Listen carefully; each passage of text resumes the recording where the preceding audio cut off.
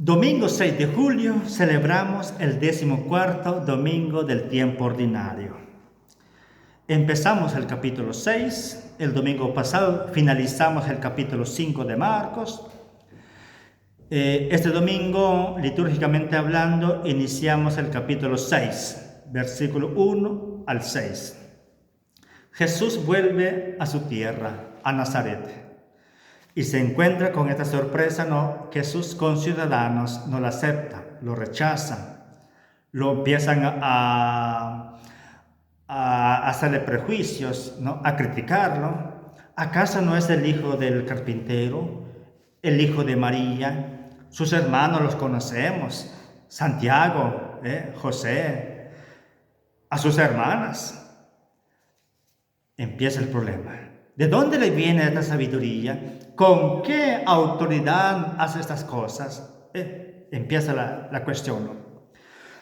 Pero veamos el término de hermanos, que es lo que quiero que nos quede claro, ¿no? Porque muchas veces los protestantes nos atacan, nos dicen que María tuvo más hijos, que cosas aquí, ¿no? Que fue una prostituta, que no es virgen, que no. Hay que tener claro qué significa hermanos y hermanas en el lenguaje bíblico o en la cultura hebraica. En primer lugar, hay que decir que en el lenguaje semítico el término hermano y hermanas era ambiguo. No es como nosotros lo usamos hoy en nuestro ambiente, ¿no? Si digo hermano, mi hermano, ya sea que es biológico o hermano en la fe, ¿no? Eso es lo que nosotros conocemos. No, pero en el lenguaje bíblico no es así. Abraham y Lot, Abraham era tío, Lot era sobrino, pero entre ellos se llamaban hermanos. O sea, en la cultura hebraica, cuando eran primos, sobrinos, o tío y un sobrino, cosas así, se llamaban hermanos entre ellos mismos. O cuando eran concuñas, se llamaban hermanas. En este caso, veamos unos ejemplos que nos presenta igual la misma Biblia. Veamos el capítulo 19 del Evangelio de San Juan. Capítulo 19, versículo 25. Cuando dice, junto a la cruz de Jesús estaba su madre, o sea, la Virgen María, y la hermana de su madre, María, esposa de Cleofás. Oigan. O sea, para comprender estas son sencillas, ¿no? Pero cuando a veces nosotros pasamos una coma, un punto y coma, o punto aparte, ya el sentido del texto cambia. Dice aquí, María, su madre, María, su hermana, la esposa de Cleofás, es decir, María, la madre de Jesús, y María, la mujer de Cleofás, eran concuñas. Pero en la cultura hebraica, cuando eran concuñas, se llamaban hermanas entre sí. No significa que eran hermanas biológicas. Otro ejemplo, Evangelio de Marcos,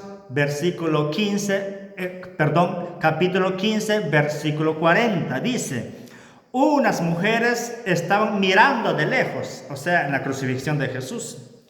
Entre ellas María Magdalena, María, madre de Santiago y de José. Se refiere a la misma mujer de Cleofás y a los mismos hijos de Cleofás. Significa que los nombres que presenta el Evangelio de este domingo, cuando dice Santiago, José, Judas y Simón, eran primos de Jesús. Eran primos. Y no significa que eran hermanos biológicos. Ven cómo son las cosas, ¿no?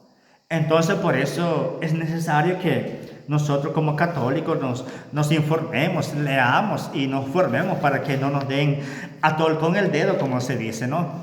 Ahora bien, hay que decir, el término hermano en la Biblia se refiere cuando son primos, sobrinos o entre tíos, y hermanas cuando son concuñas, ¿no? Entre sí. Ok, dale. Con todo lo que hemos dicho, Jesús va a su tierra, a Nazaret. O sea que los habitantes de Nazaret estaban acostumbrados, conocen bien a su familia, conocen bien a la familia de Jesús. Lo vieron crecer, ahí nació y creció y se hizo hombre, se hizo muchacho. Pero ahora bien, viene de nuevo y ahora viene a enseñar con autoridad. Enseña con autoridad, hace milagros. Entonces dicen, pero ¿y este qué? ¿Qué pasó con él? ¿Por qué hace estas cosas, no? Jesús, ante esta actitud negativa de sus conciudadanos, también se maravilla y hace una especie de exhortación, como un proverbio, digamos, ¿no? Y dice, a un profeta solo se desprecia en su propia tierra, en su propia parentela y en su propia familia. Esta realidad con la cual se encuentra Jesús, la incredulidad, se maravilla también él. O sea, el profeta bíblico es el portador de Dios, es el que lleva el mensaje divino, es el que lleva la paz, es el que lleva la salvación. Debería ser aceptada, acogida, valorada, pero no fue así en el caso de Jesús. No fue así. Ahora bien, para no tardarme mucho, el último versículo del Evangelio que nos presenta el domingo, la liturgia de este domingo es de Marcos, obviamente, es decir, inicia una tercera etapa en el ministerio de Jesús. Organiza una misión por toda la provincia. Hasta entonces los apóstoles estaban con él, estaban aprendiendo. Ahora bien, el tema del profeta no reconocido es retomado por la primera lectura. Por eso, a mi parecer, conviene empezar primero para hacer una reflexión. Conviene empezar por el Evangelio, por el Nuevo Testamento, para así iluminar al Antiguo Testamento. Obviamente, ya a nivel práctico, se lee primero el Antiguo Testamento. Después viene el Nuevo Testamento, pero a nivel, por cuestiones cronológicas, ¿no?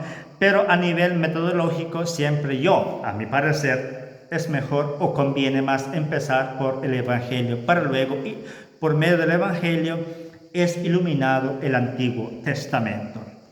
Ok, ahora bien, Ezequiel, que es el profeta que escucharemos este domingo, narra cómo viene elegido por Dios, cómo viene llamado por Dios. Capítulo 2, versículo 2 al 5. Dios lo llama para convertirse en un profeta. Dice, un espíritu entra en mí, dice el profeta. Un espíritu entra en mí. Lo invade, lo seduce. Es como decir, lo quema. Me hizo tenerme en pie, dice, tenerme en pie. El tenerse en pie o mantenerse en pie en el lenguaje bíblico significa hablar con autoridad, tener una autoridad, pero no una autoridad así política, militar, no. Un poder que le viene de lo alto, de lo divino, y que ese espíritu lo hace capaz de expresarse con una autoridad potente, ¿no? Veamos más adelante, vayamos. Sino que hablar en nombre de Dios. Esta es la autoridad que le es concedido al profeta Ezequiel. Hablar en nombre de Dios, sin miedo, sin temor. El profeta era el representante de Dios en la tierra. Un profeta en medio de un pueblo significaba que Dios estaba con su pueblo, que caminaba con su pueblo, que era, digamos, Dios estaba custodiando a este pueblo elegido por el mismo Dios. Ahora bien, un verdadero profeta habla en nombre de Dios, y lo que promete y lo que dice se cumple, y cuando no se cumple es un falso profeta. Eso es lo que tenemos que tener bien claro nosotros, cuál es el tema del profetismo en el antiguo Israel. Ahora bien, y Dios le dice, te envío a los hijos de Israel. Oiga, a los hijos de Israel. A un pueblo rebelde. Rebelados contra mí. ellos y sus padres han pecado contra mí. No quieren escuchar. Dios estaba verdaderamente así como, tal vez no enojado, no, que más o menos así como, no arrepentido tampoco, pero Dios siempre estaba pensando en su pueblo.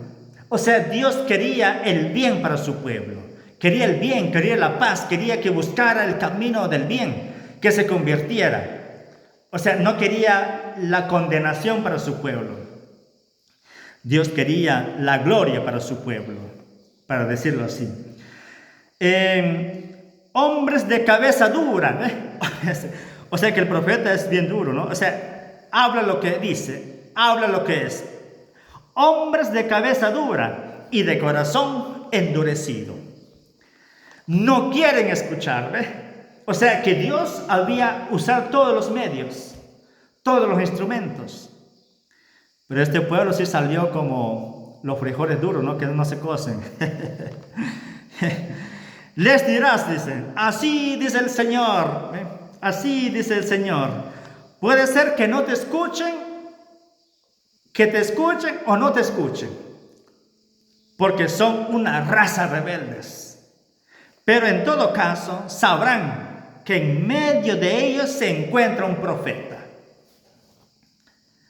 Miren, o sea que Dios quiere la salvación para todo el pueblo, para todo hombre y mujer. No importa si creen en Dios, tengan un corazón dócil, una mente abierta, un corazón disponible, un espíritu dócil a la escucha de la palabra, no le importa. Lo importante es que el mensaje llegue, que se diga, que se pronuncie y que se proclame. Se conviertan o no se conviertan, Dios después ya no tendrá nada que ver con esto. Y esto es un mensaje actual para nosotros. Veamos cómo está el mundo ahora. Mucha gente dice, no, ¿para qué la iglesia? La iglesia ya no está de moda. La iglesia ya pasó de moda. Ahora prefiere más las ideas o las corrientes filosóficas, el consumismo, el materialismo, todo eso, el secularismo. Vemos cómo está nuestro mundo. El profeta no viene reconocido, no viene reconocido como tal. No es escuchado, pero lo que importa es su testimonio que da, porque cumple la misión de Dios. Que dé a conocer la palabra de Dios, porque para eso fue elegido y mandado.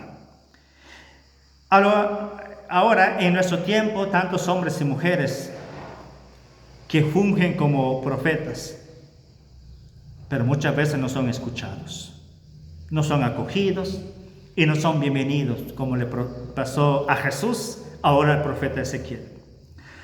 Ahora, los profetas son portadores de la palabra de Dios. Son portadores de buena noticia. Ahora el Salmo 122 nos recuerda cuál es la actitud que deberíamos de tener ante Dios. A ti levanto mis ojos, tú que estás en el cielo, como los ojos del siervo esperando a su patrón, a su Señor. Tenga piedad de nosotros, hemos pecado. Si por las veces que no hemos reconocido a Jesús, hemos pecado. Hemos pecado por las veces que no hemos reconocido, aceptado la voluntad de Dios en nuestra vida a cabalidad. Ahora bien, San Pablo en la segunda lectura de la segunda carta a los Corintios, aquí Pablo está hablando de sí mismo, de él mismo. Está haciendo una autorreferencia. En cualquier modo es un elogio personal, ¿no? Un elogio personal, en la cual quiere poner en evidencia ante la comunidad de Corintios, que es un indigno de ser portador de la voz de Dios, con el peligro de convertirse en orgulloso. Y por eso admite que me fue clavado, dice, me fue clavado en la carne un aguijón. Aquí esta cuestión es complicado de comprender, porque no se sabe de qué está hablando Pablo. Uno dice que que son las tentaciones que él mismo sufre en su propia carne, ¿no?